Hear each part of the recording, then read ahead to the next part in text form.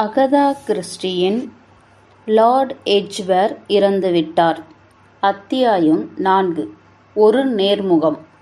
ஆர்வமான எதிர்பார்ப்பும் மனமெங்கும் நிறைந்திருக்க, ரீஜென்ட் பகுதியில் வசிக்கும் பிரபு எட்ஜ்வேரின் மாட மாளிகையை பாய்ரோவுடன் சேர்ந்து நான் சென்றடைந்தபோது மப்பும் மந்தாரமும் கூடிய இனிய பகல் பொழுதாய் இருந்தது. பாய்ரோவைப் போல உளவியலில் எனக்கு அதீத ஈடுபாடு இல்லாவிட்டாலும், தனது கணவன் பற்றி வில்கின்ஸ் கூறிய குறிப்புகள் எனக்குள் பூச்சி பறக்கும் ஆர்வத்தினை விளைவித்திருந்தன. அவற்றின் அடிப்படையில் சீமான் எட்ஜ்வேர் பற்றி என்னுள் நானாக செய்திருந்த கணிப்புகளை சரிபார்த்து கொள்ள தேடல் மிகுந்த ஆவலோடு இருந்தேன். மாட்சிமை பொருந்திய மாளிகையாய் அழகும் கட்டமைப்பும் ஒரு சேர பொருந்திய கம்பீரத்துடன் திகழ்ந்தது சீமான் எட்ஜ்வேர் வசிக்கும் ரீஜென்ட் மாளிகை. ஆயினும் சற்று அதிகமான இருட்டில், அதனால் ஒரு உற்சாகமற்ற சூழலில் இருந்தது இல்லம். அதிக ஜன்னல்கள் இல்லை. மிக மரியாதை காட்டி நிலைக்கதவு எங்களுக்கு திறந்துவிடப்பட்டது. இது போன்ற மாட மாளிகையில் தூசு தட்டி பெருக்கி துடைத்து சுத்தம் காக்க என வாடிக்கையாய் நியமிக்கப்பட்டிருக்கும் தலைமுடி நரைத்த வயதான ஆசாமி வந்து கதவினை திறக்கவிடவில்லை. மாறாக நாணித்துவரை கண்டிராத அளவு இளமையும் ஆண்மையும் வாலிப்பும் மிகுந்த அதி அற்புத இளைஞன் வந்து கதவினை திறந்து பவ்யமாய் வணக்கம் தெரிவித்து நின்றான். நல்ல உயரம், சுண்டி விட்டால் இரத்தம் கொதித்தெழும் சிகப்பு. ஆணழகனை செதுக்கும் ஒரு சிற்பிக்கு தன் உடல் அழகினை அவன் மாதிரியாக அளித்து நிற்கலாம். அப்படிப்பட்ட பிரமிப்புமிக்க இளமை, ஆண் இளமை. இத்தனை இருந்தும் அவன் பேசிய குரலில் மிளிர்ந்த அதீதமான பெண்மையும் நளினமும் என்னை அருவருக்க வைத்தன. மேலும் யாரையோ அவன் எனக்கு நினைவூட்டினான். யாரையோ, நிச்சயமாய். ஆமாம், கொஞ்ச நாளைக்கு முன்னாடி இப்படிப்பட்ட முகசாயல் கொண்டவனை நான் பார்த்திருக்கிறேன். ஆமாம், நான் பார்த்தே இருக்கிறேன். ஆனால் அது யார்? யார்? இக்கேள்விக்குதான் என் தலையை திருகி போட்டால் கூட விடை கிடைக்கப் போவதில்லை என பறக்க பறக்க தேடினேன். சீமான் எட்ஜ்வேரின் இருக்குமிடம் குறித்து கேட்டோம். இந்த பக்கமாய் என்று அவன் சொன்னதிலும் வளைந்து வழிகாட்டியதிலும் தெரிந்த பெண்மை நளினங்கள் என்னை அறைந்தன. அவன் காட்டிக்கொண்டே நடந்த வழியே இருவரும் நழுவினோம். ராட்சசனாய் பறந்து விரிந்து கிடந்த வரவேற்பறையின் மையப்பகுதியிலிருந்து வளைந்து சென்று அகலமான மாடிப்படிகள் மேல் மாடி பகுதிகளுக்கு இட்டு சென்றன. கீழ்தளத்திலேயே இப்படிகளுக்கு பின்னால் இருக்கும் வரவேற்பறையின் பகுதிக்கு தற்பொழுது செல்கிறோம். அங்கு அந்த எதிர்ப்புற சுவரில் 10 அடிக்கு உயரமாகவும் தள்ளுவதற்கு கடினமாகவும் மிக பலம் பொருந்தியதாகவும் இரு பெரும் கதவுகள் மூடிய நிலையில் இருந்தன. இக்கதவுகள் வரவேற்பறையின் அடுத்த பகுதியில் அமைந்திருந்த ஏதோ ஒரு அறைக்கு வழிவிடும் இரட்டை கதவுகள். அவற்றை திறந்துவிட்டு என்னை வெறுக்க வைத்த அதே பெண்மை குரலில் உள்ளே செல்லுமாறு அறிவித்தான் அவன். எங்களுக்கு திறந்து வழிகாட்டப்பட்ட அறை ஒரு நூலகம் போல் இருந்தது. நாற்புற சுவர்களிலும் உயர் மரத்தினால் செய்யப்பட்ட புத்தக அலமாரிகள் மேற்கூரை வரை வியப்பித்திருந்தன. அவற்றில் பல 100 புத்தகங்கள் வரிசை வரிசையாக அடுக்கப்பட்டிருந்தன. அலமாரியின் மரங்கள் மிக கருமையாகவும் விசனமாகவும் இருளடைந்த நிறத்திலிருந்தன. இதனால் இந்த மாபெரும் அறையில் எங்கெங்கும் நிறைந்திருந்த புத்தக அலமாரி மரங்களின் நிறங்களை பார்த்த மாத்திரத்தில் சுறுசுறுப்புக்கு பதில் வருத்தம்தான் வந்தது. சோக உணர்வை உண்டு பண்ணும் அத்தனை கருமை. அமர இருந்த நாற்காலிகள் விலை உயர்ந்தவை, ஆனால் அசௌகரியமானவை. நுழைந்த எங்களை எதிர்கொள்ள எழுந்த சீமான் எட்ஜ்வேரின் வயது 50 ஒட்டிருக்கும். நல்ல உயரம், கருகருவென கருப்பு முடி கற்றைகளும் அதனிடையே ஓடிய வெள்ளி நிற மயிர்கூட்டமும் அமைய பெற்றிருந்தார். ஒல்லியான முகமும் அதில் வெறுப்பு கலந்த அலட்சிய பார்வையும் கொண்டு நெருங்கினார்.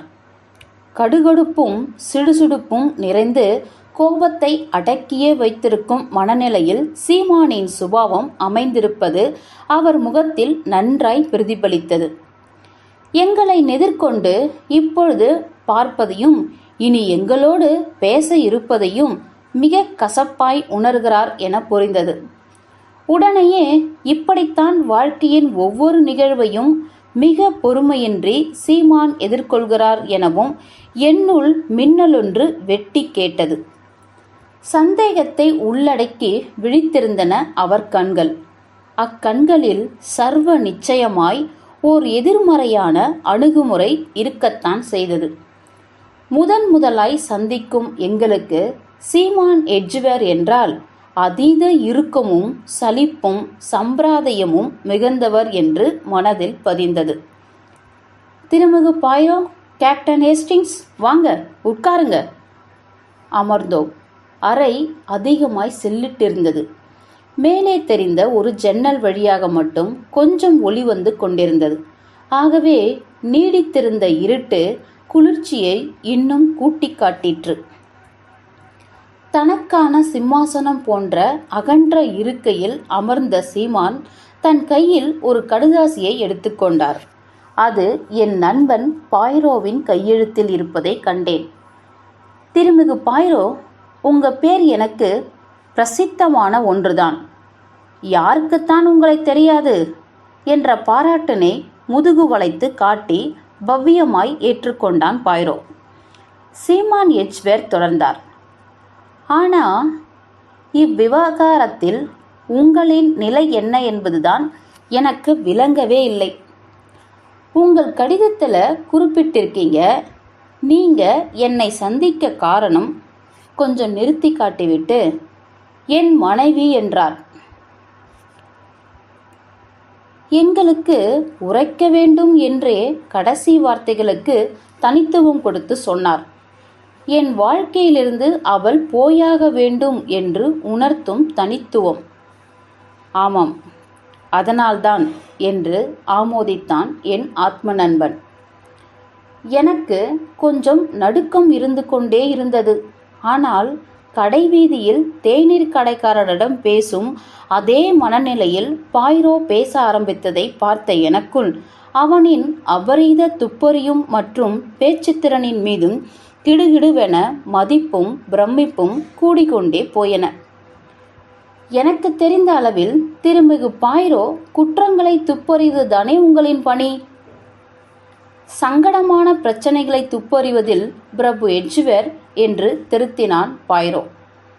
சங்கடங்கள், கொலை, கொள்ளை போன்ற குற்றங்களில் அதிகம் ஆகையால் அந்த வழியிலேயே நான் பிரபலமடைஞ்சிட்டேன். ஆனா பல சங்கடமான பிரச்சனைகள் வாழ்க்கையிலையும் உள்ளனவே. உண்மை உண்மை. ஆனா நீங்க பேச வந்திருக்கும் விவகாரத்துல அப்படி சங்கடமான பிரச்சனையும் இருக்கா என்ன? சீமான் எட்ஜ்வேரின் கோபத்தை அடக்கியே வைத்திருக்கும் மனோநிலையை மிக தெளிவாக இக்கேள்வியில் உணர முடிந்தது. கேள்வியின் கேலி எனக்குள் கோபக் கேள்வியை உண்டு பண்ண பாய்ரோ அதை சட்டையே செய்யாமல் தொடர்ந்தான். இதில்தான் பாய்ரோ எல்லோரையும் விஞ்சி நிற்கிறான்.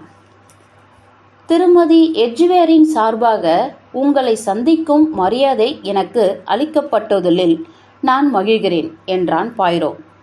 திருமதி எட்ஜ்வேர், உங்களுக்கே தெரிந்திருக்கும் பிரபு விவகாரத்து வேண்டுகிறார்.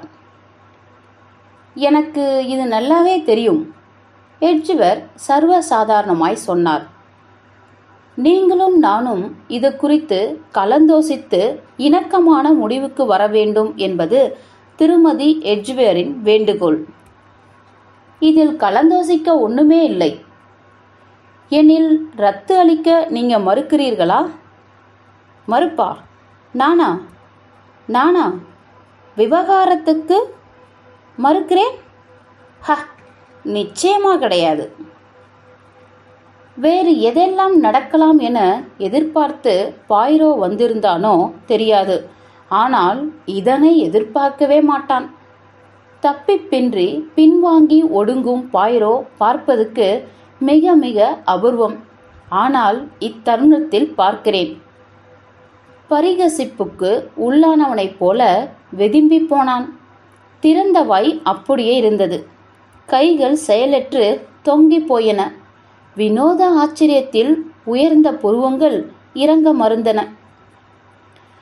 குழந்தைகளுக்கான கதை புத்தகத்தில் வரையப்பட்ட கேலி சித்திரமாய் போனான் துப்பொறியும் நிபுணன். பிரபு, ஏறத்தாழ கதறினான் பாயிரோ. என்னது இது? என்ன நடக்குது? நீங்க மறுக்கல? குத்தி துளைக்கும் நக்கல் தோணியில் சீமான் எட்ஜ்வேர் சொன்னார். உங்களுடைய இந்த பிரமிப்பில் பங்கு கொள்ள முடியாத துர்தஷ்டசாலியாக நான் நிற்கிறேன். நீங்க உங்க மனைவியை விவாகரத்து பண்ண ஒத்துக்கிறீங்களா? ஆமான்னு தானே கொஞ்சம் முன்னாடி சொன்னேன். சர்வ நிச்சயமாய் சம்மதிக்கிறேன். ஏன், இந்த சம்மதம் குறித்து அவளுக்கே கூட முழுசும் தெரியும். எழுத்து மூலமே தெரிவித்துள்ளேன். எழுத்து மூலம்? எழுத்து மூலமாவா? விவாகரத்து குறித்த உங்கள் சம்மதத்தை தெரிவிச்சிருக்கீங்க? இரண்டாவது இடி தலையில் இறங்குவதாய் பொலபொலத்து போனான் பாயிரோ. ஆமா, இது முடிந்து 6 மாதத்திற்கு மேலாகுது. ஆனா எனக்கு விளங்கவே இல்லையே. சுத்தமாய் எனக்கு என்ன நடக்குதுன்னு விளங்கவே இல்லை பிரபு. எதற்காக பாயிரோ இவ்வாறு துடிக்கிறான் என்பது சீமான் எட்ஜ்வேருக்கு தெரியாததால் அவர் பதிலேதும் பேசாமல் இருந்தார். ஆனால் உடனேயே சீமான் எட்ஜ்வேர் அவர்களே, நீங்க விவாகரத்து என்கிற அமைப்புக்கு எதிரான குறிக்கோள் கொண்டவர் என்றல்லவா நான் அறிவுறுத்தப்பட்டுள்ளேன் என சிறு ஆச்சரியம் துணிக்க பாயிரோ விளக்கியதும் அவர் பதில் பேச ஆரம்பித்தார். நான் எப்படிப்பட்ட குறிக்கோள்களை கடைபிடித்து வாழ்கிறேன் என்பதை அறிந்து கொள்வதெல்லாம் உங்கள் வேலையே இல்லைன்னு கருதினேன். திருமிகு பாயிரோ, என் முதல் மனைவியை நானா விவாகரத்து செய்யலை என்பதுதான் நிஜம்.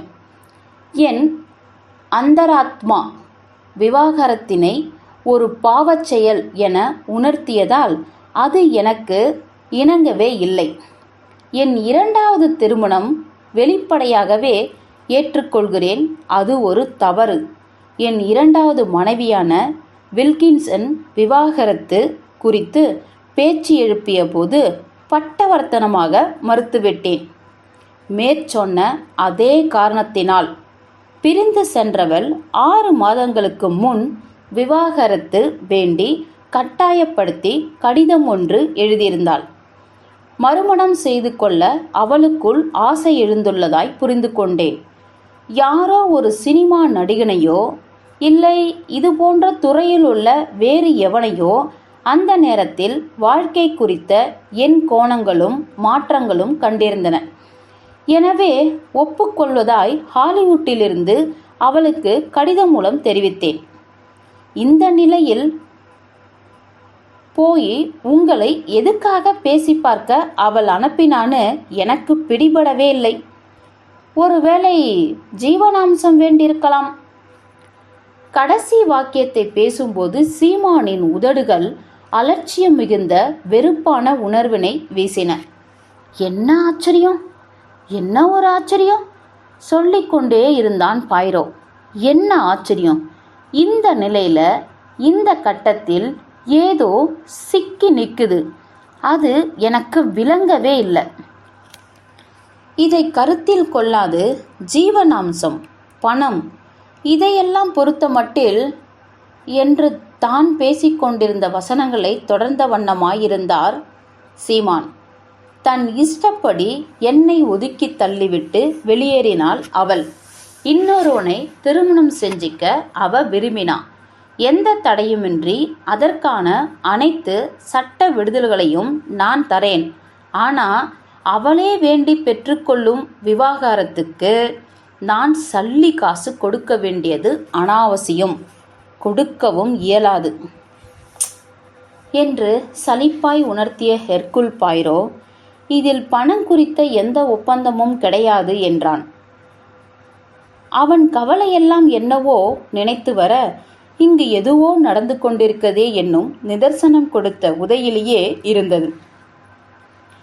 பாய்ரோ குறிப்பிட்டதுக்கு தன் புருவங்களை நன்றாய் உயர்த்தி காட்டிய சீமான், ஓஹோ, எனில் அவன் நல்ல பசை உள்ள பணக்காரனின் தலையில்தான் கை வச்சிருக்கணும் என்றார் குற்றம் கூறும் பாணியில்.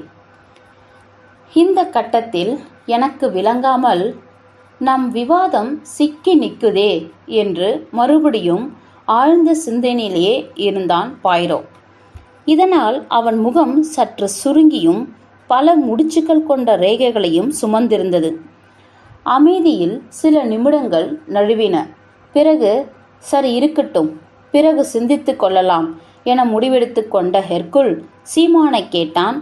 வக்கீல்களின் துணை கொண்டு உங்களை பலமுறை தொடர்பு கொண்டதாக உங்கள் மனைவி குறிப்பிட்டாங்களே? செய்தாள் என்றார் எட்ஜ்வேர் வறட்சியாக. ஆங்கில வக்கீல்கள், அமெரிக்க வக்கீல்கள், பணம் பணம் என்று அலையும் கீழ்த்தரமான வக்கீல்கள் என எல்லா வகையான வக்கீல்கள் மூலமாகவும் அணுகினாள். அவசரம். கடைசியாக நான் சற்று முன் குறிப்பிட்டது போல எனக்கே கடுதாசி போட்டாள். ஆக ஆரம்ப நிலையில் நீங்கள் விவாகரத்துக்கு மறுத்துள்ளீர்கள். மிகச்சரி. ஆனால் அவரிடமிருந்து கடிதம் வந்ததும் உங்கள் எண்ணத்தை மாற்றிக்கிட்டு இருக்கீங்க.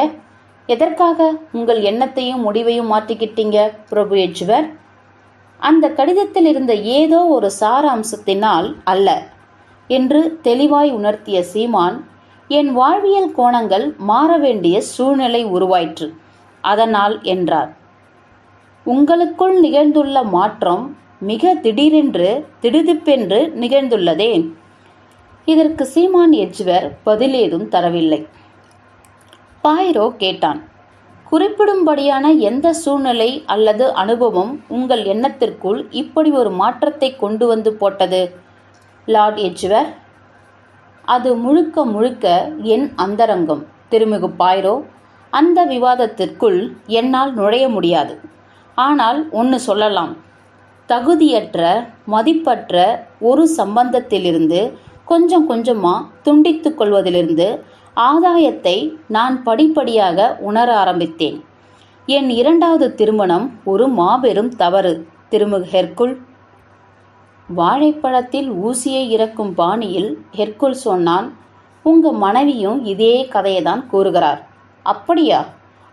அவர் முகத்தில் சந்தேகம் பொங்கும் சிறு மினுமினுப்பு தோன்றியது. ஆனால் வந்த சூடே தெரியாமல் யாரும் கவனிக்குமுள் மறைந்தும் போயிற்று. இத்துடன் போதும் என்னும் முடிவில் எழுந்த சீமான் எட்ஜ்வேருக்கு நாங்கள் இருவரும் நன்றியும் பணிவான வணக்கமும் சொல்லிவிட்டு கிளம்ப எத்தனித்த நொடியில் வந்திருந்த எங்கள் இருவரையும் எதிர்கொண்டு உரையாடியதில் இத்தனை நேரமும் அவரிடம் வியப்பித்திருந்த பணிவும் அடக்கமும் வழுவிச் சென்றன. நான் அளித்திருந்த முன்பதிவினை மாற்றியமைத்ததில் உங்களுக்கு ஏதேனும் இடையூறு ஏற்பட்டிருந்தா அதற்காக என்னை மன்னிக்கவும் என்றார். அதனால் என்ன, பெரிய வார்த்தைகள் வேண்டாம், பாதகமே இல்லை என்றான் துப்பறியும் நிபுணன். கலை நுணுக்கம் மிகுந்த பொருட்களின் விற்பனைதான் நம் சந்திப்பில் நான் செய்த மாற்றத்திற்கு காரணம். ஒரு சிறு சிலை, அது எதிரொலிக்கும் உணர்வில் முழுமை பெற்ற சிலை. மிக பயங்கரமான கடுமையான உணர்வு அது. அதை வாங்க என்னுள் வெறி, என் விருப்பங்கள் வினோதமானவை. மீண்டும் அதே சந்தேகம் குவிந்த வில்லத்தனமான சிரிப்பு. இவ்விதமாய் பாய்ரோவிடம் விடைபெறும் வசனங்களை சீமான் பேசிக்கொண்டிருந்த போது என் அருகிலிருந்த புத்தக அலமாரியிலிருந்த புத்தகங்களை நோட்டம் விட்டேன்.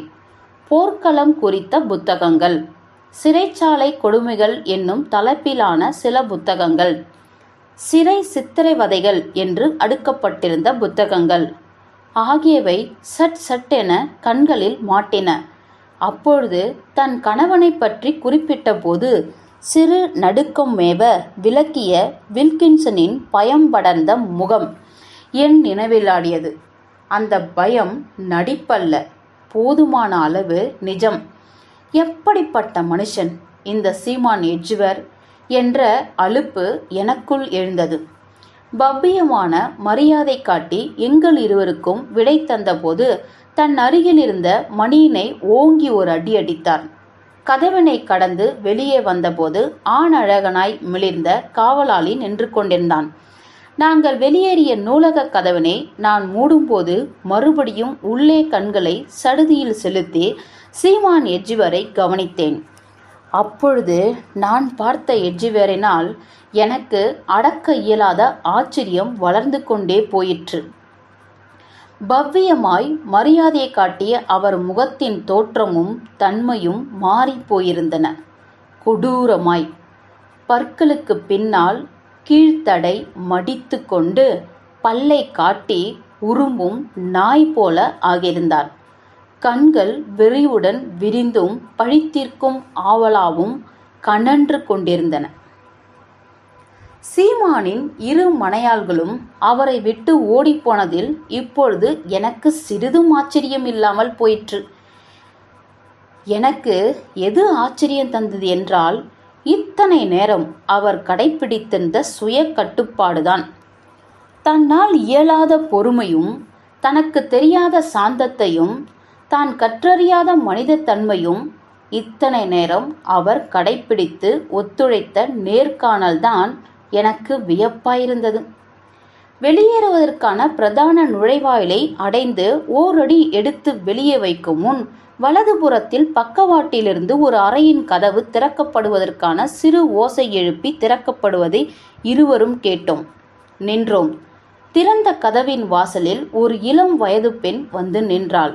எங்களை அங்கு கண்டதும் உடனடியாக தண்ணீர் பாதிய அறைக்குள் சுருக்கி கொண்டாள். ஒல்லியான உடலமைப்பு கொண்டிருந்த நெட்டையான பெண் அவள்.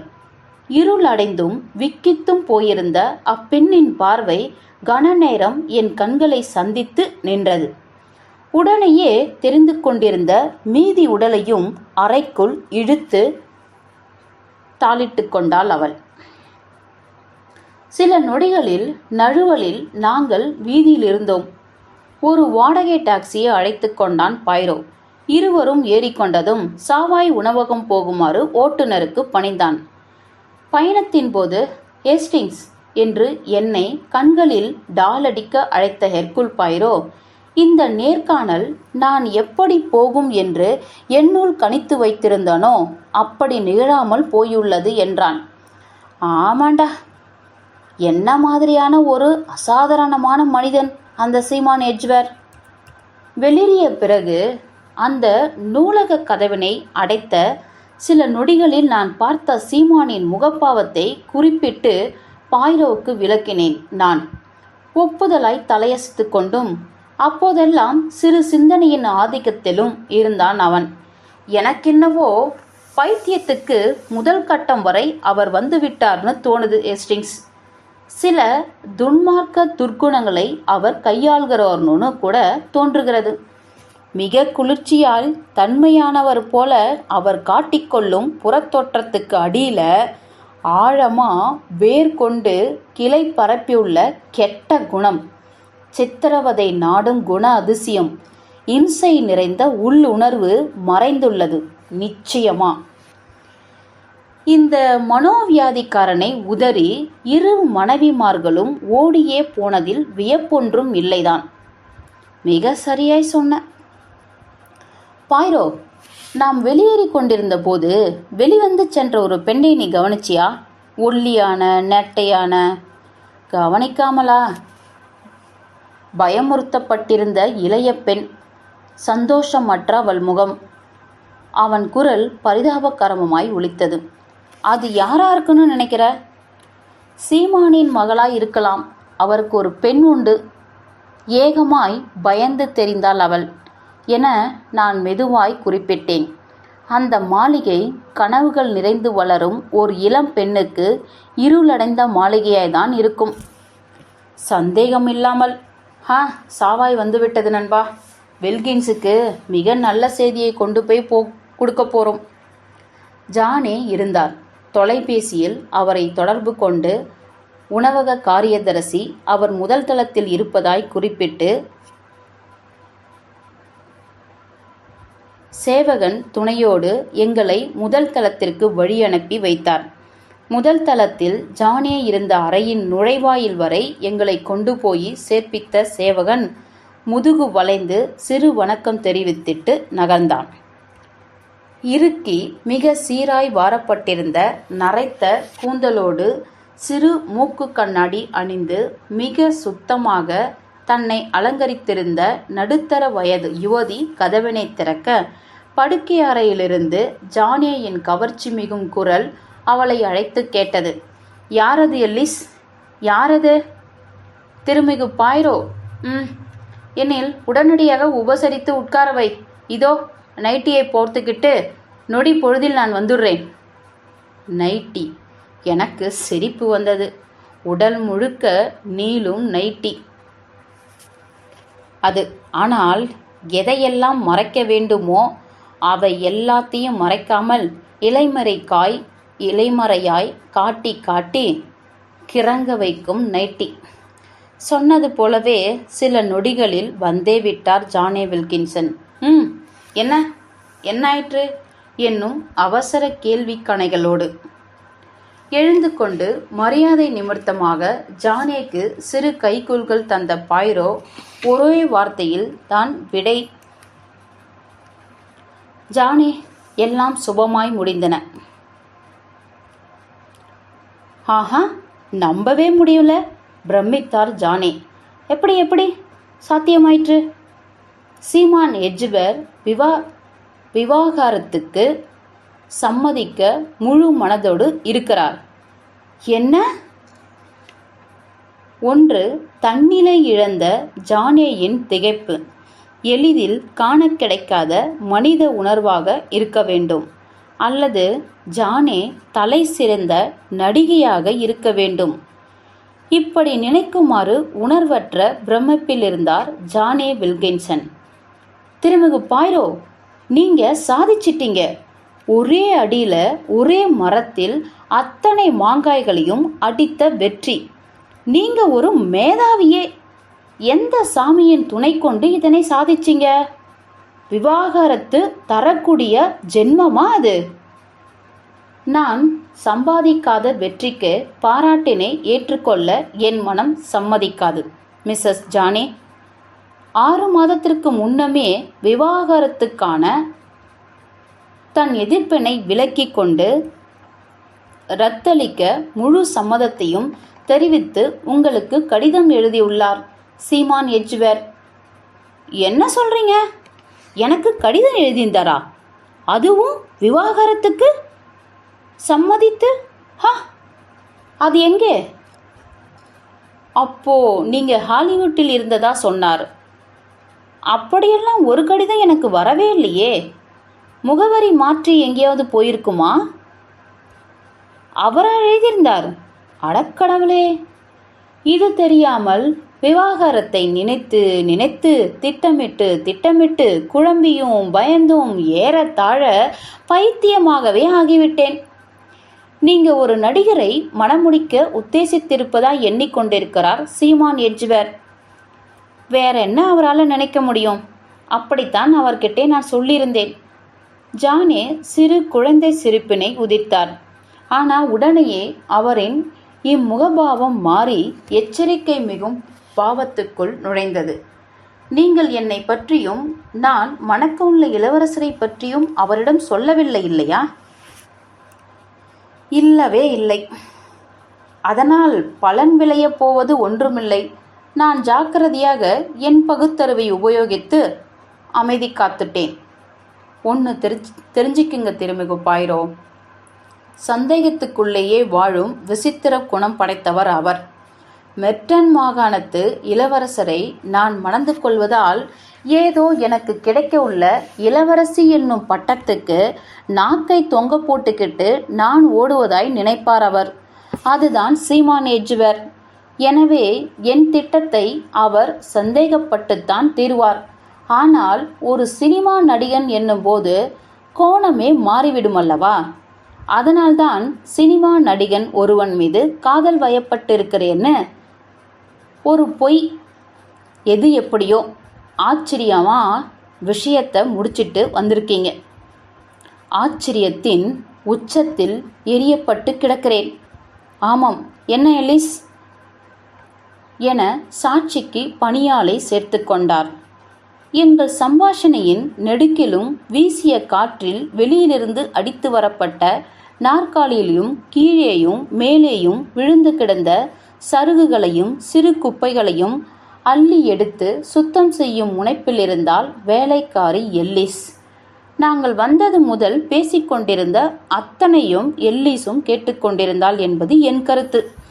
எனவே ஜானேயின் முழு நம்பிக்கைக்கு உகந்தவளாகவும் இவள் இருக்கிறாள் என்பது விளங்கிற்று. நானும் உங்க கருத்தை தான் எண்ணிக்கொண்டிருந்தேன் முதலாளி அம்மா என்றாள் எல்லிஸ். ஜானே கேட்டதற்கு பதிலாய் தாம் அறிந்த சீமான் வேறு, அவர் இப்பொழுது அதிகமாய் மாறி போயிருக்கிறார் என்றும் கருத்து தெரிவித்தாள். ஆமோதித்தும் அவள் கருத்தை பாராட்டியும் தொலையசைத்து ஜானே எப்படியோ போய் தொலையட்டும் என்றார். அவருடைய மனமாற்றத்திற்கான காரணம் உங்களுக்கு புதிராய்ப்படுகின்றது இல்லையா என்றான் பாய்ரோ. ஓ, புதிராய்தான் உள்ளது. நாம் ஏன் அதை பற்றி குழப்பிக்கொள்ளணும்? ஒரு வழியா மனசு மாறி ரத்து செய்ய ஒத்துக்கொண்டதே பத்தாதா? உங்களுக்கு காரியத்துல கண்ணு. எனவே அவருக்கு நிகழ்ந்துள்ள மனமாற்றத்திற்கான காரணம் முக்கியமா படவில்லை.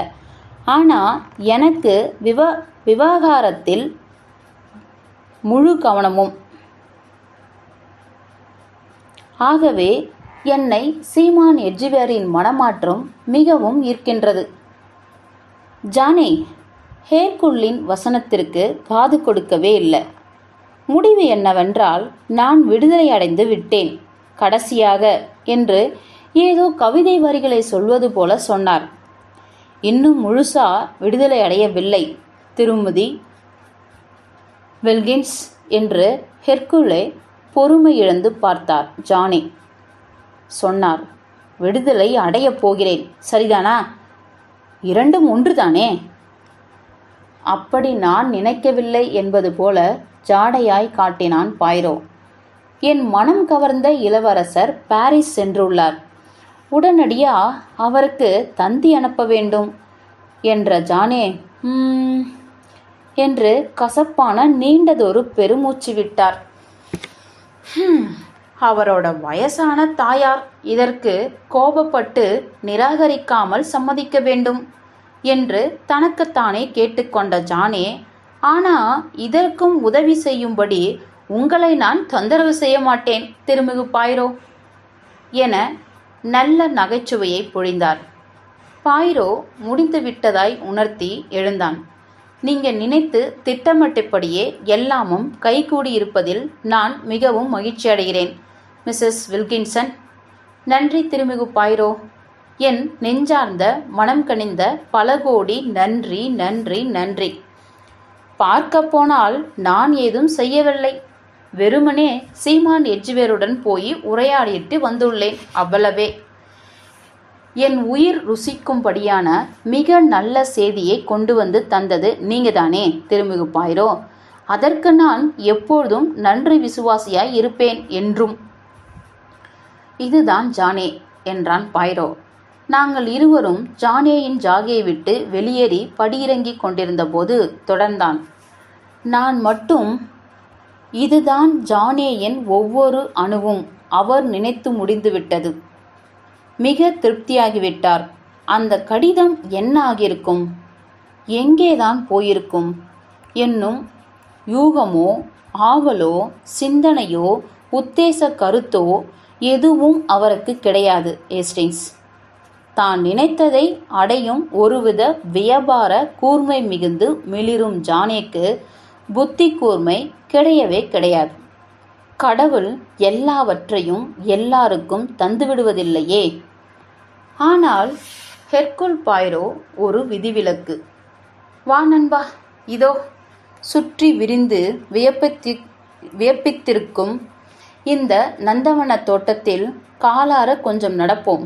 உன்னிடம் முக்கியமான ஒன்றினை விவாதிக்க வேண்டும். நான் ஹெர்குலிடமிருந்து கதிர்வீச்சாய் வெளியேறி கொண்டிருந்த முக்கியத்துவத்தையும் பொதிந்த சிந்தனையும் அறிந்து கொண்டேன். எனவே மூச்சு விடும் சப்தம் கூட ஒலித்தது. அவனை தொந்தரவு செய்யாதவாறு பார்த்து கொண்டேன். கிட்டத்தட்ட 5 நிமிடங்கள் போல் நடந்திருப்போம். துப்பறியும் உலகின் தேவராய் விளங்கும் ஹெர்குல் பைரோவிடமிருந்து இவ்வழக்கு குறித்து சத்தியமான தேவ வாக்குகள் உதிரத் தொடங்கின. அந்த கடிதம் என்று ஆரம்பித்தான். அது சில சதி ஆலோசனைகளை எனக்குள்ளே தோற்றுவிக்குது. 4 சதிகார சாத்திய கூறுகள் இதில் இருக்கின்றன அருமை ஹேஸ்டிங்ஸ். 4? ஆமாம். 1, அது தபாலில் தவறி விட்டது என்பது. இதுவும் நடக்கத்தான் செய்கின்றது. அடிக்கடி இல்லாவிட்டாலும் எப்பொழுதாவது. ஒருவேளை பெறுநர் முகவரி தவறாக எழுதப்பட்டிருந்தால் தப்பி எங்கும் போகாது. அனுப்புனரான எட்ஜ்வேருக்கு அன்றே திரும்பி வந்து சேர்ந்திருக்கும். தபாலில் தவறிருக்கலாம் என்னும் அரிதான இந்த சாத்தியக்கூறினை ஒதுக்கி தள்ளும்படிதான் என் மனம் சொல்லுகிறது. ஆனால் உண்மையாகவே கூட தவறியும் இருக்கலாம். 2வது, நம் அழகு கவர்ச்சி புயலான ஜானே வில்கின்சன். அக்கடிதம் தன் தைக்கு கிடைக்கவே இல்லைன்னு பொய் சொல்றாங்க. இது சாத்தியமே. குழந்தைத்தனமான போர்வைக்குள் புகுந்துக்கிட்டு தான் நினைத்தது நடந்தே தீர வேண்டும் என்ற இலக்கினை அடைய எத்தனை பொய் வேண்டுமானாலும் கூசாமல் சொல்லக்கூடியவர்தான் திருமதி வில்கின்சன். ஆனா இந்த பொய்யை கூறுவதால் அவருக்கு என்ன அனுகூலம் கிடைச்சிட போகுது என்பதற்குத்தான் எனக்கு விடையே கிடைக்கவில்லை. கடிதத்தை பிரித்து படிக்காது மறைத்து வைத்திருக்க மாட்டார், படித்திருப்பார். எனவே எட்ஜ்வேர் விவாகரத்துக்கு ஒப்புக்கொண்ட கடித சாரம்சம் அவருக்கு தெரிந்திருக்குமே. பிறகு ஏன் என்னை தூது அனுப்ப வேண்டும்? இந்த 2வது சாத்தியக்கூறு எனவே புத்திசாலித்தனமாகவே படல. அடுத்து 3வது, சீமான் எட்ஜ்வேர் பொய் சொல்கிறார். யாராவது ஒருவர் பொய் சொல்கிறார் என்று நாம் யூகித்தால் அது வில்கின்சனை விட எட்ஜ்வேருக்குத்தான் மிக பொருந்தும். ஆயினும் அப்படி ஒரு பொய்க்கு என்ன தேவை இருக்குன்னு எனக்கு காரணம் எதுவும் தென்படலை. எதுக்காக அவர் ஒரு கற்பனை கடிதத்தை 6 மாதங்களுக்கு முன் அனுப்பியதாய் இப்போது சிருஷ்டித்து அதில் விவாகரத்துக்கு நான் சம்மதம் தெரிவித்திருந்தேன் என சீமான் பொய் சொல்ல வேண்டும்? பேசாமல் என் அதே ஆலோசனைக்கு இப்போ ஒப்புக்கொண்டு விடலாமே. ஆகவே சந்தேகத்துக்கிடமின்றி சீமான் எட்ஜ்வேர் விவாகரத்துக்கு உடன்படும் கடிதத்தை அனுப்பியுள்ளார் என்றுதான் நினைக்க தூண்டுகின்றது. ஆனால் பெண்களை வதைத்தே வாழ்கின்ற குணாதிசயம் கொண்டுள்ள சீமானின் இலக்கு ஜானேக்கு விவாகரத்து கொடுத்து விடுதலை தரும் அளவுக்கு திடுமென எதனால் மாறியது என்பதைத்தான் என்னால் யூகிக்கவே முடியவில்லை. இனி 4வது சாத்திய கூற்றினை சொல்கிறேன். யாரோ கடிதத்தை அமுக்கியிருக்கிறார்கள். இங்கு நண்பா, நம் தீவிர சிந்தனைக்கு சிறப்பான விருந்து கிடைக்கின்றது. ஏனெனில் அந்த கடிதம் எந்த மூலையில் வேண்டுமாயினும் அமெரிக்காவிலோ அல்லது இங்கிலாந்திலோ கைப்பற்றப்பட்டிருக்கலாம். அன்பு ஹேஸ்டிங்ஸ், என்னவோ நடந்திருக்கு. சத்தியமா என்னவோ நடந்திருக்கு. தீவிர சிந்தனைக்காக கொஞ்சம் நிறுத்தியவன் சொன்னான், சத்தியமா எனக்கு துளி கூட உளவு கிடைக்காத ஏதோ ஒன்று சர்வ நிச்சயமா நடந்திருக்கு ஹேஸ்டிங்ஸ்.